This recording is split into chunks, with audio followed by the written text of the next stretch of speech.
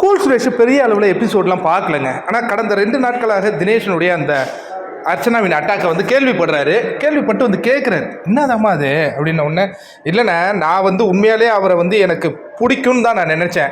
எனக்கு அவர் ரொம்ப தான் பிடிக்கும், அதில் ஒன்றும் மாற்று கருத்து இல்லை.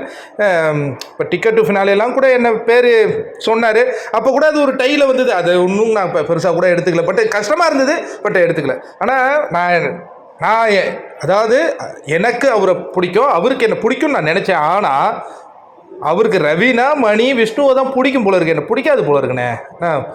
கை வச்சா குத்தம் கால் வச்சா குத்தங்கிறதுலாம் அவர் என்ன நல்லதுக்கு தான் சொல்கிறேங்கிறாரு. பட் அந்த சொல்கிற மோடோ அது ரிப்பீட்டடாக சொல்லும்போது ஒரு மாதிரி இருக்குது. இன்னொரு விஷயம் நான் சொல்லட்டுமா, இதே மாயாவை பற்றி ஒரு வார்த்தை அவர் பேச மாட்டார்.